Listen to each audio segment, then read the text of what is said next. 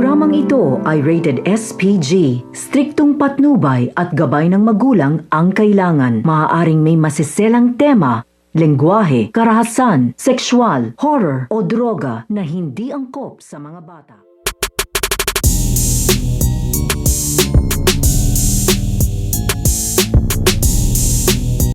Ang sasapitin nito nga si Lolita dito nga sa kamay nito nga ni Aurora dahil sa pagbubuno at pag-aagawan nga ng barel nito nga ni Lolita at ito nga si Aurora ay aksidente nga ditong malalaglag ito nga si Lolita, pero sa sobrang bait nga dito ito nga ni Aurora ay nagawa pa nga niya itong tulungan ito nga si Lolita upang hindi nga ito tuluyang malaglag. Pero ito nga si Lolita ay may naisip nga itong paraan upang mas malaglag nga, upang mailaglag nga at mailigpit na nga niya dito ito nga daw si Aurora. Kaya nga ito nga si Lolita ay hinilang nga niya dito itong kamay ito nga ni Aurora habang tinutulungan nga siya ditong makaalis dito nga sa kanyang pagkakalaglag. Kaya nga ito nga si Lolita at ito nga si Aurora ay parehas na nga sila dito nag-aagaw buhay dahil na nga rin ay maaari na nga silang malaglag dito. At naisipan pa nga rin dito nito nga ni Lolita na sipa-sipain nga dito ito nga si Aurora upang tuluyan na nga itong malaglag. So pakakaabangan nga natin dito kung sino nga ba ang mauunang malalaglag,